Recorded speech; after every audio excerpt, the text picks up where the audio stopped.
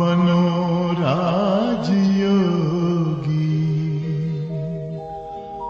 मेरे प्यारो बनो राजयोगी। राजयोगी बनो राजयोगी। मेरे प्यारो बनो राजयोगी। राजयोगी बनो राजयोगी।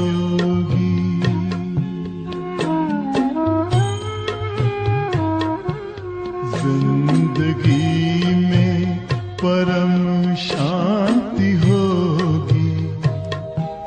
मेरे प्यारो बनो राजयोगी। राजयोगी बनो राजयोगी।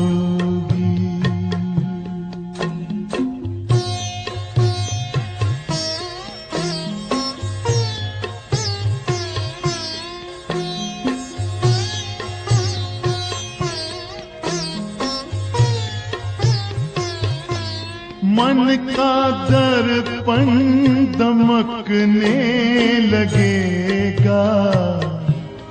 आत्मचिंतन चमकने लगेगा।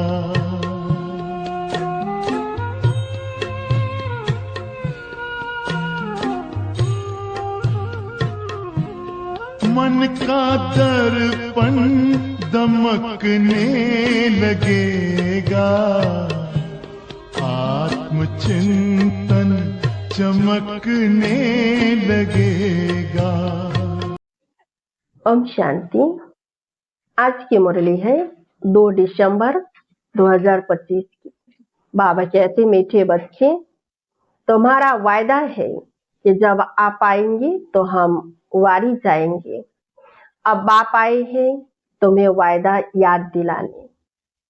आज का प्रश्न है, किस मुख्य विशेषता के कारण पूज्य सिर्फ देवताओं को ही कह सकते हैं? उत्तर है, देवताओं की ही विशेषता है जो कभी किसी को याद नहीं करते, न बाप को याद करते, न किसी के चित्रों को याद करते, इसलिए उन्हें पूज्य कहेंगे। वहां सुख ही सुख रहता है, इसलिए किसी को याद करने की दरकार नहीं। अभी तुम एक बाप की याद में ऐसे पूज्य पावन बने हो जो फिर याद करने की दरकार ही नहीं रहती है। ओम शांति। मीठे मीठे रूहानी बच्चे, अब रूहानी आत्मा तो नहीं कहेंगे। रूह अथवा आत्मा एक ही बात है।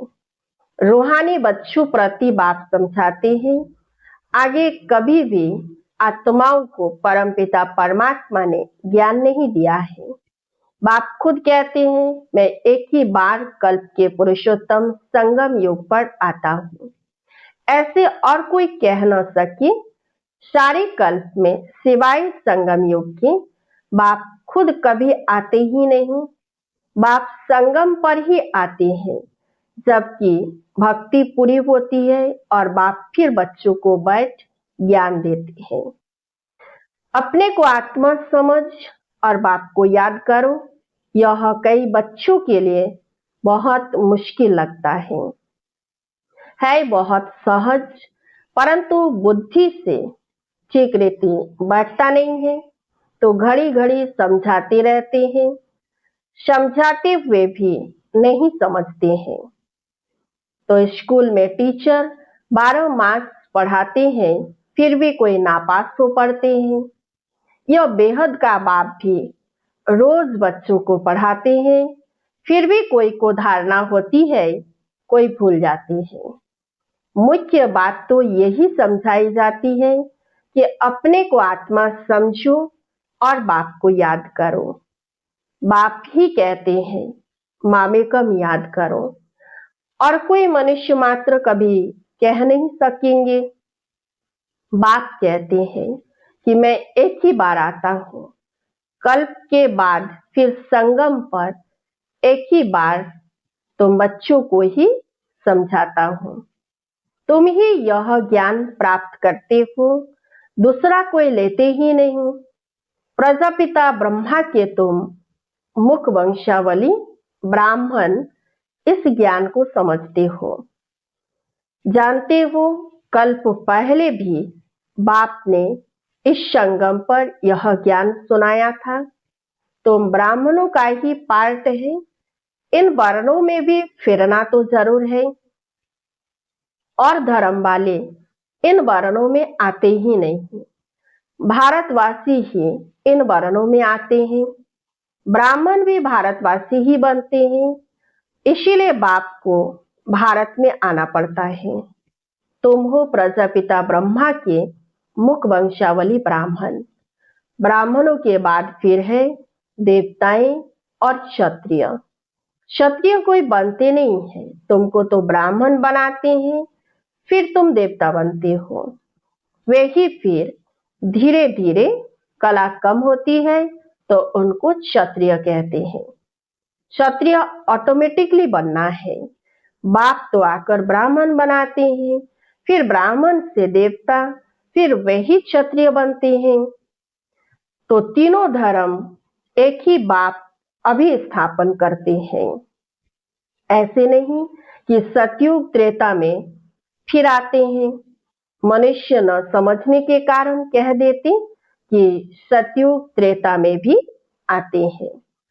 तो बाबा क्या कहा कि इस संगम युग पर आकर के ही मैं तीनों धर्म की स्थापना करता हूँ, ब्राह्मण, देवता और क्षत्रिय, और मैं एक ही बार संगम पर ही आता हूँ और बीच में नहीं आता हूँ।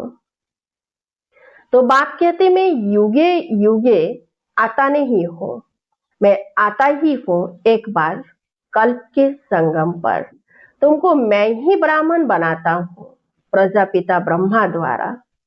मैं तो परमधाम से आता हूँ। अच्छा, ब्रह्मा कहाँ से आता है?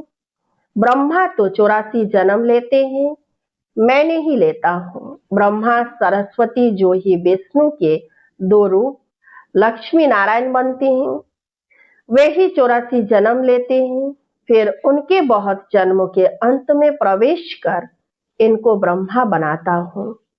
इनका नाम ब्रह्मा मैं रखता हूँ। यह कोई इनका अपना नाम नहीं है। बच्चे तो जन्म होता है तो छठी करते हैं, जन्मदिन मनाते हैं। इनकी जन्म पत्री का नाम तो लेखराज था। ब्रह्मा बाबा का लौकिक परिचय, शरीर का नाम लेखराज था। जब बाबा ने प्रवेश किया तो नाम रखा प्रजापिता ब्रह्मा। वो तो छोटेपन का था, अभी नाम बदला है।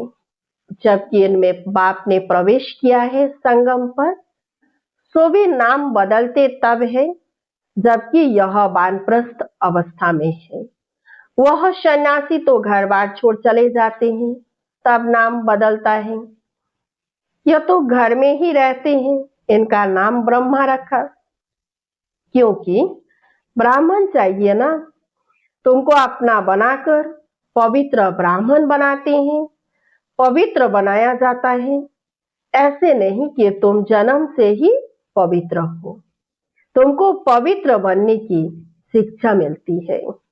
कैसे पवित्र बने, वह है मुख्य बात। तुम जानते हो कि भक्ति मार्ग में पूज्य एक भी हो नहीं सकता। मनुष्य गुरुओं आदि को माथा टेकते हैं क्योंकि घर बार छोड़ पवित्र बनते हैं। बाकी उनको पूजा नहीं कहेंगे, पूज्य नहीं कहेंगे। पूज्य वह जो किसी को भी याद न करे। सन्यासी लोग ब्रह्म तत्व को याद करते हैं ना, प्रार्थना करते हैं। सतयुग में कोई को भी याद नहीं करते। अब बाप कहते हैं तुमको याद करना है एक को, वह तो है भक्ति। तुम्हारी आत्मा भी गुप्त है, आत्मा को यथार्थ रीति कोई जानते नहीं। सतयुग त्रेता में भी शरीरधारी अपने नाम से पार्ट बजाते हैं, नाम बिगर तो पार्टधारी हो ना सके। कहाँ भी हो, शरीर पर नाम जरूर पड़ता है। नाम बिगर पाठ कैसे बजाएंगे? तो बाप ने समझाया है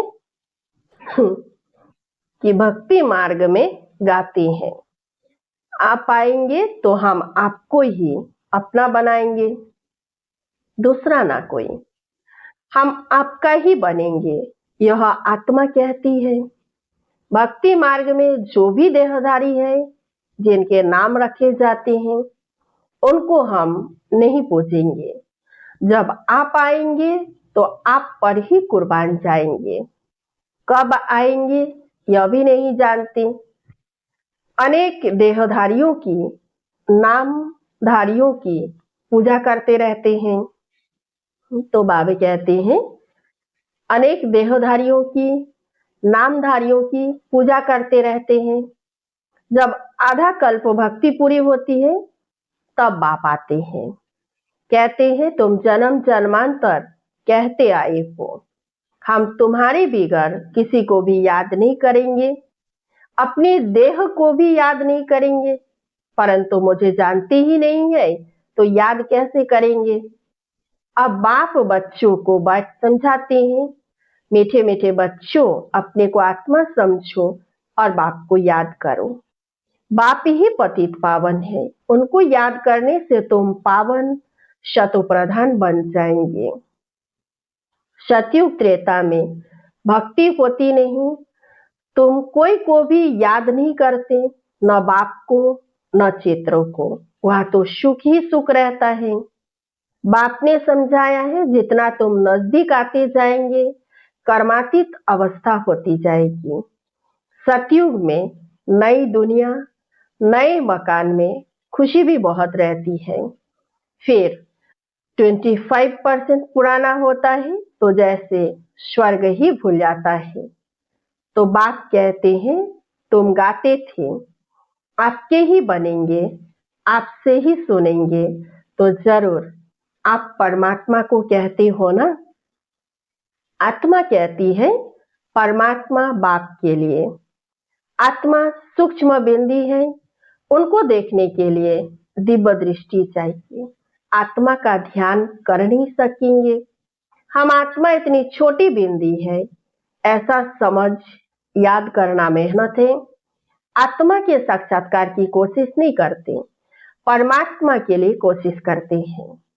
जिनके लिए सुना है कि वह हजार सूर्य से तेजोमय है, किसी को साक्षात्कार होता है तो कहते बहुत तेजोमय था, क्योंकि वही सुना हुआ है। जिसकी नोधा भक्ति करेंगे, देखेंगे भी वही, नहीं तो विश्वास ही न बैठे। बाप कहते हैं कि आत्मा को ही नहीं देखा है तो परमात्मा को कैसे देखेंगे। आत्मा को देख ही कैसे सकते, और सबके तो शरीर का चित्र है, नाम है। आत्मा है बिंदी, बहुत छोटी है, उनको कैसे देखें। कोशिश बहुत करते हैं परंतु इन आंखों से देख न सके। आत्मा को ज्ञान की अव्यक्त आंखें मिलती हैं। अभी तुम जानते हो हम आत्मा कितनी छोटी है। मुझ आत्मा में 84 जन्मों का पाठ नूंधा हुआ है, जो मुझे रिपीट करना है। बाप की श्रीमत मिलती है श्रेष्ठ बनाने के लिए, तो उस पर चलना चाहिए। तुम्हें दैवी गुण धारण करने हैं, खान पान रॉयल होना चाहिए, चलन बड़ी रॉयल चाहिए। तुम देवता बनते हो, देवताएं खुद पूज्य है, यह कभी किसी की पूजा नहीं करते। यह तो डबल सिरताज है ना, यह कभी किससे पूजते नहीं, तो पूज्य ठहरे ना। सतयुग में किसी को पूजने की दरकार ही नहीं, बाकी हाँ एक दो को रिगार्ड जरूर देंगे। ऐसे नमन करना, इनको रिगार्ड कहा जाता है। ऐसे नहीं दिल में उनको याद करना है, रिगार्ड तो देना ही है। जैसे प्रेसिडेंट है, सब रिगार्ड रखते हैं, जानते हैं यह बड़े मर्तबे वाला है, नमन थोड़े ही करना है। तो बाप समझाते हैं, यह ज्ञान मार्ग बिल्कुल अलग चीज है। इसमें सिर्फ अपने को आत्मा समझना है। जो तुम भूल गए हो, शरीर के नाम को याद कर लिया है, काम तो जरूर नाम से ही करना है। बिगर नाम किसी को बुलाएंगे कैसे? भल तुम शरीरधारी बन पार्ट बजाते हो, परंतु बुद्धि से शिव बाबा को याद करना है। श्री कृष्ण के भक्त समझते हैं हमको श्री कृष्ण को ही याद करना है। बस जिधर देखता हूं कृष्ण ही कृष्ण है, हम भी कृष्ण, तुम भी कृष्ण। अरे तुम्हारा नाम अलग, उनका नाम अलग, सब कृष्ण ही कृष्ण कैसे हो सकते? सबका नाम कृष्ण थोड़े ही होता है। जो आता सो बोलते रहते हैं। अब बाप कहते हैं, भक्ति मार्ग के सब चित्रों आदि को भूल एक बाप को याद करो। चित्रों को तो तुम पतित पावन नहीं कहते, हनुमान आदि पतित पावन थोड़े ही है। अनेक चित्र है, कोई भी पतित पावन नहीं है। कोई भी देवी आदि जिसको शरीर है, उनको पतित पावन नहीं कहेंगे। 6-8 भुजाओं वाली देवियां आदि बनाते हैं सब अपनी बुद्धि से। यह है कौन, वह तो जानते नहीं। यह पतित पावन बाप की औलाद मददगार है, यह किसी को भी पता नहीं है। तुम्हारा रूप तो यह साधारण ही है। यह शरीर तो विनाश हो जाएंगे, ऐसे नहीं कि तुम्हारे चित्र आदि रहेंगे, यह सब खत्म हो जाएंगे। वास्तव में देवियां तुम हो। नाम भी लिया जाता है, सीता देवी, फालानी देवी। राम देवता नहीं कहेंगे, फालानी देवी व श्रीमती कह देते, वो भी रंग हो जाता। अब पावन बनने के लिए पुरुषार्थ करना है। बाबा कहते हैं कि किसी किसी का नाम के आगे देवी लिखते हैं, श्रीमती लिखते हैं, तो बाबा कहते हैं ये भी रॉन्ग है। अब इसके लिए पावन बनना है ना, ऐसे थोड़े ही कोई बन सकते हैं। उसके लिए भी हमें मेहनत करनी पड़ती है। तो तुम कहते भी हो पतित से पावन बनाओ, ऐसे नहीं कहती कि लक्ष्मी नारायण बनाओ। तो पतित से पावन भी बाप बनाते हैं, नर से नारायण भी वह बनाते हैं। वो लोग पतित पावन निराकार को कहते हैं, और सत्यनारायण की कथा सुनाने वाले फिर और दिखाए हैं। ऐसे तो कहते नहीं बाबा सत्यनारायण की कथा सुनाकर अमर बनाओ, नर से नारायण बनाओ। सिर्फ कहते हैं आकर पावन बनाओ। बाबा ही सत्यनारायण की कथा सुनाकर पावन बनाते हैं। तुम भी औरों को सत्य कथा सुनाते हो, और कोई जान न सके, तुम ही जानते हो। भल तुम्हारे घर में मित्र, संबंधी, भाई आदि है, परंतु वह भी नहीं समझते। अच्छा, मीठे मीठे शिकेलधे बच्चों प्रति माता पिता बाप दादा का याद प्यार और गुड मॉर्निंग। रूहानी बाप की रूहानी बच्चों को नमस्ते। हम सब रूहानी बच्चों की रूहानी बाप दादा को याद प्यार और गुड मॉर्निंग। नमस्ते नमस्ते नमस्ते। धारणा के लिए मुख्य सार 1 नंबर है, स्वयं को श्रेष्ठ बनाने के लिए बाप की जो श्रीमत मिलती है उस पर चलना है। दैवी गुण धारण करने हैं, खान पान चलन सब रॉयल रखना है। 2 नंबर, 1-2 को याद नहीं करना है, लेकिन रिगार्ड जरूर देना है। पावन बनने का पुरुषार्थ करना और कराना है।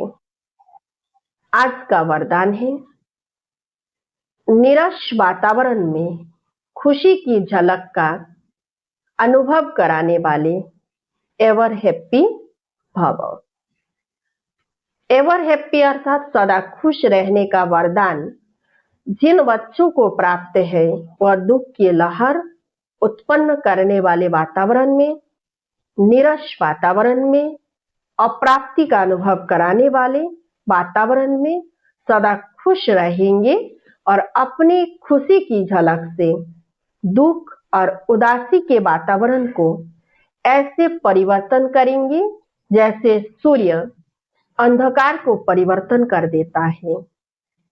अंधकार के बीच रोशनी करना, अशांति के अंदर शांति लाना, नीरस वातावरण में खुशी की झलक लाना, इसको कहा जाता है एवर हैप्पी।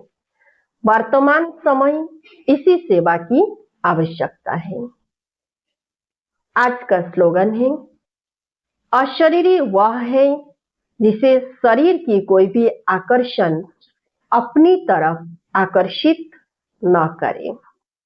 अशरीरी वह है जिसे शरीर की कोई भी आकर्षण अपनी तरफ आकर्षित न करे। अव्यक्त इशारे आज का। अब संपन्न व कर्मातीत बनने की धुन लगाओ। कर्मातीत का अर्थ यह नहीं है कि कर्म से अतीत हो जाओ, कर्म से न्यारे नहीं, कर्म के बंधन में फंसने से न्यारे, इसको कहते हैं कर्मातीत। कर्म योग की स्थिति कर्मातीत स्थिति का अनुभव कराती है। यह कर्म योगी स्थिति अति प्यारी और न्यारी स्थिति है। इससे कोई कितना भी बड़ा कार्य मेहनत का हो, लेकिन ऐसे लगेगा जैसे काम नहीं कर रहे हैं लेकिन खेल कर रहे हैं। अच्छा, ओम शांति। योग पथ पर जरा चल के देखो, सारा जीवन महकने लगेगा। सारी काया हो, सारी काया बनेगी निरोगी। मेरे प्यार बनो राजयोगी, राजयोगी बनो राजयोगी। योग मानव को संयम सिखाता, संतुलन आचरण में लाता। आत्मा और परमात्मा का ये मिलन हर घड़ी है कराता। योग महिमा हो, योग महिमा कभी कम न होगी। मेरे प्यारो बनो राजयोगी, जिंदगी में परम शांति होगी। मेरे प्यारो बनो